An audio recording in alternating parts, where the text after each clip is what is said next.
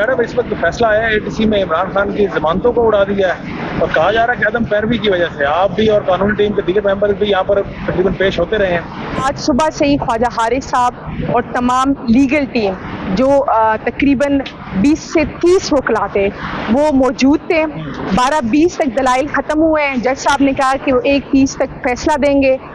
چونکہ فیصلے کی کاپی لینا ہمارے کلرک کا کام ہوتا ہے، لیکن ہمارا ایسے اعتبار اٹھ گیا ہے کہ ہم خود موجود تھے. ابھی تک آپ دیکھ رہے ہیں کہ ہم جوڈیشل کمپلیکس میں ہی موجود تھے کہ ہم فیصلے کی کاپی لے سکے.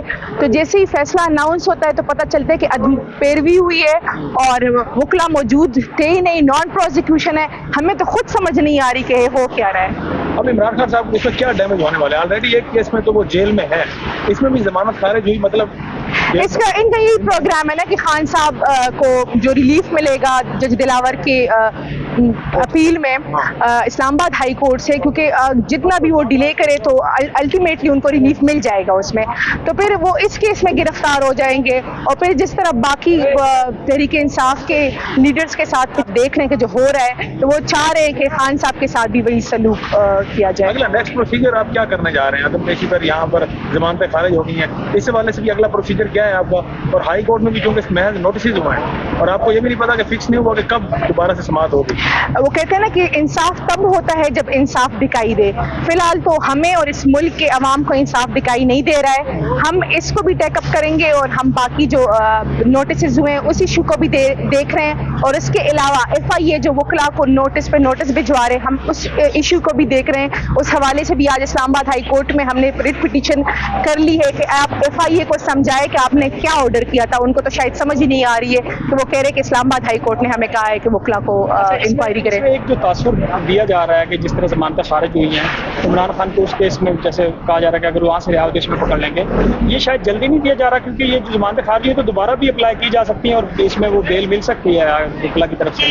جی بالکل، وہ کہتے ہیں نا ایک پراپر پلان کے تحت اسٹیپ بائی اسٹیپ عمل ہو رہا ہے. آپ نے دیکھا ہوگا کہ نیب انکوائری میں 30 دن انہیں بڑھا دیے تھے، جو ریمانڈ ہے وہ 14 سے 30 دن تک چلا گیا ہے. وہ انہوں نے امینڈمنٹس کیے، اب یہاں پہ انہوں نے ضمانتیں خارج کر دیے، دونوں ضمانتیں خارج کی ہے، القادر ٹرسٹ اور توشہ خانہ کیس.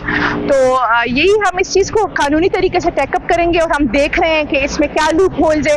ابھی تو ہمارے پاس ڈیٹیل آرڈر شیٹ نہیں ملا ہے، لیکن چونکہ ہم نے آرڈر دیکھا ہے صرف، تو ہمیں یہ ہمارے لیے حیران کن تھا کہ بیل پٹیشنز نان پروزیکیوشن میں ڈسمس ہوئی ہے. بشرا بی بی کے حوالے سے آج کیا یہاں پر ڈیسیژن ہوا ہے؟ بشرا بی بی کے حوالے سے تو جو PDM کا پچھلے 1 سال کا ڈرامہ تھا وہ اختتام پذیر ہوا ہے، کیونکہ نیب کے IU نے تو آج خود کہا ہے کہ نہ تو ہم نے بشرا بی بی کی کبھی وارنٹی گرفتاری جاری کی ہے، نہ ہمیں ان کی گرفتاری مطلوب تھی اور نہ ہی ہے. تو پھر ہم نے بشرا بی بی کی ضمانت کی درخواست واپس لے لی ہے کیونکہ اب ان کو اس کیس سے چھٹکارا مل گیا ہے. لیکن خان صاحب کو وہ اس کیس میں مطلب ان کا ارادہ ہے کہ اس کو لمبا کھینچے، تو اتنا تو یہ لمبا ہم سے کھینچ نہیں سکتے. انشاءاللہ بہت ہی جلد اس کا ہم تدارک کر لیں گے. میں تو تبدیلی آئی ہے آج، انہوں نے تو جج صاحب سے کوئی ایسا وہ نہیں کہے، تو جج صاحب کے اپنے مائنڈ سیٹ کے مطابق ان کا فیصلہ تھا.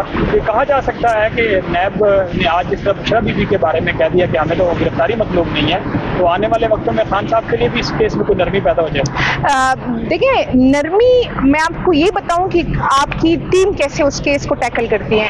اب نرمی تو ہمارے پاس آرڈر شیٹ آئے گا تو ہمیں پتہ چلے گا کہ کیا ہوا ہے اس میں. اب اٹیسٹڈ کاپی ہمیں مل رہی ہے تھوڑی دیر میں، تو ہم اس کی خود ہی ہم ریمیڈی نکال لیں گے اور ہم ریلیف کے لیے دیکھیں گے. اس کے علاوہ اگر یہ کہتے ہیں کہ نان پروزیکیوشن میں ڈسمس ہوئی ہے تو وکلا تو آپ نے خود دیکھیں، میڈیا اس کا گواہ کہ 30 سے زیادہ وکلا یہاں موجود تھے. اور اگر خان صاحب کی جو ہے نا حاضری نہیں تھی یہاں پہ تب خارج ہوئی ہے، تو ایسے تو کئی کیسز لگے ہوئے لاہور ATC میں لگے ہوئے تھے جو انہیں پتا ہے کہ خان صاحب اٹک جیل میں، بلائے انہیں اور حاضری کرائے. ہم تو نہیں کرا سکتے، لیگل ٹیم کو تو ملنے بھی نہیں دیا جا رہا. اب لوگ کہتے ہیں کہ عمران خان پر اس وقت کڑا وقت ہے، انہیں اندھیرے کمرے میں رکھا گیا ہے. دوسری جانب غریدہ فاروقی کو بیان یکسر مختلف ہے، وہ کہتی ہے کہ انہیں صحیح فیسلٹیز بھی پرووائڈ کی جا رہی ہیں اور اچھا ہے وہاں پر ان کو سارا اس میں رکھا گیا ہے جیل میں، اٹک جیل میں. اگر غریدہ فاروقی صاحبہ کے ساتھ کوئی پروفز ہے تو ہمیں دکھائے نا. ان کے ساتھ تو کچھ بھی نہیں ہوتا، آرام سے بیٹھی اپنے کمرے سے ایک ٹویٹ کر لیتی ہے بس اور پھر فون آف کر دیتی ہے. ہمیں پتہ ہے، ہم پریکٹیکلی آن دا گراؤنڈ ہے کہ کیا ہو رہا ہے کیا نہیں ہو رہا ہے. اچھا، کل حکومت کیونکہ رات ہی اسمبلی میں دستخط ہوئے، اسمبلیاں تحلیل ہو چکی ہیں، اگر اس کے بارے میں تو میں صرف ایک ہی لفظ بولوں گی، خس کم جہاں پاک.